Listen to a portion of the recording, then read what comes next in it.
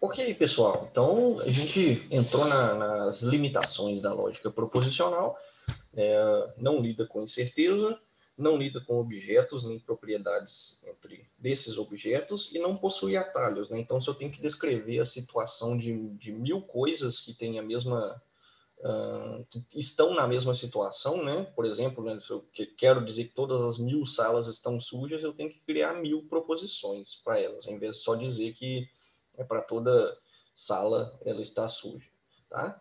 E agora, então, para lidar com algumas dessas limitações, a gente tem a lógica de primeira ordem. Eu não vou adiantar aqui porque que o nome é primeira ordem, tá? Mas é um passo acima da lógica proposicional. Aqui a gente, o que acontece na lógica de primeira ordem? Ela lida com objetos e propriedades entre os objetos e possui atalhos, tá? Então dá para a gente dizer, né, naquela nossa conversa inicial ali, aquele a gente dizer, né, que tem uma entidade chamada Sócrates. Deixa eu escrever aqui, Sócrates.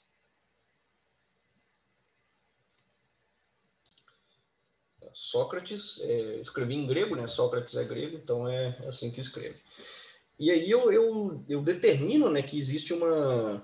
Eu digo que o Sócrates é humano, né, assim, dessa forma. Então, estou dizendo que o Sócrates tem uma propriedade, né, que ele é humano. E aí eu digo que todos os humanos são mortais. Para todo X. Se X é humano, esse é meu predicado aqui, tá? Isso aqui que eu estou falando é um predicado. Então, esse X é mortal. E disso, então, a gente conclui, né, se Sócrates é humano, que ele é mortal. Ele tem essa propriedade. Deixa eu colar aqui, né, que eu não vou escrever esse monte de letra grega de novo. Sócrates é mortal. Ok?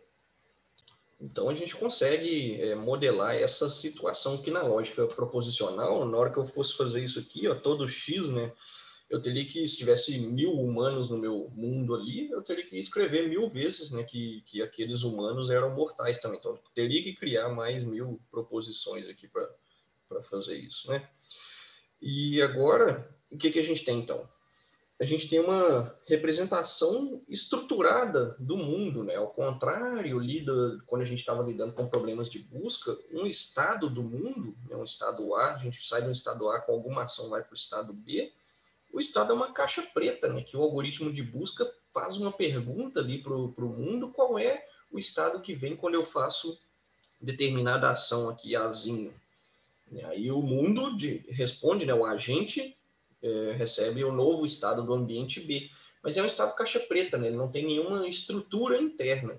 E com lógica, a gente pode adotar uma representação fatorada, que a gente chama desse estado, ou seja, o estado é descrito, né, por alguma representação interna aqui, que é justamente essa questão dos objetos, as suas relações, né, e funções, que determinam as propriedades da representação interna do estado. Então, a inferência, né, em lógica permite a gente ter entrar na representação do estado.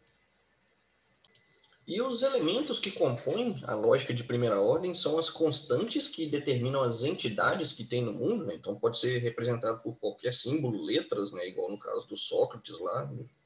Então pode ser A, B, Jurandir, né? Jurandir, enfim, Sócrates, tá? Não precisa ser só uma letra, né? Pode ser um nomezão aqui, deixa eu colar o Sócrates aqui de novo, hein? Enfim, números, né? 1, 2, enfim. E relações que mapeiam, né? Que fazem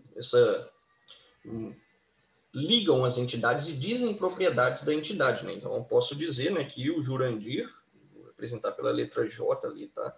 Humano, o J, Jurandir é humano. Posso dizer que o A, vamos supor que A representa o Adalberto ali. humano. O Adalberto é humano. E, enfim, aí eu posso definir, né, várias outras relações para dizer propriedade. Pode ter relações com mais de uma, né, com mais de uma entrada aqui, né, nesse caso a relação indica a propriedade de uma coisa, né, mas eu posso dizer que a relação indica a propriedade de mais de uma coisa. Por exemplo, né, se eu tiver a famosa frase em inglês, the book is on the table, eu posso dizer, né, que existe uma relação on, né, e aí tem o livro, book e table, a mesa. Tá? Vou escrever completo aqui, book e table. Observem, né, que esse nome aqui, ele tem, quem entende ele, sou eu que estou escrevendo a lógica, né, mas para o mecanismo de inferência é um símbolo, né, que indica uma relação, e aí ele faz inferência usando as regras de acordo com o que a gente definiu da semântica das relações, né, as propriedades e etc. Mas a gente escreve assim, né, as relações com nomes entendíveis para fazer sentido para nós humanos e a gente conseguir entender, né, e modelar as coisas, ok? E por último, a gente tem funções que mapeiam objetos, né, para outros objetos, tá? As funções, elas têm essa...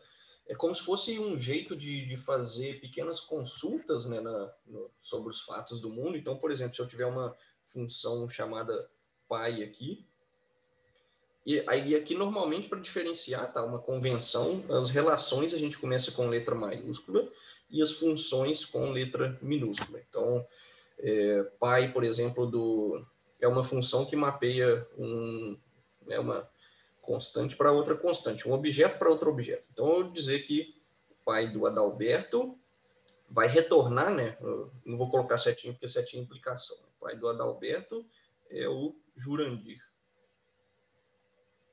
É o J ali, tá? Então, é um mapeamento aqui. Para cada pessoa que eu colocar aqui, ele vai retornar a pessoa que é o pai dela, ok? E aí eu precisaria, né, definir como o funcionamento dessa função para o mecanismo de inferência conseguir usar.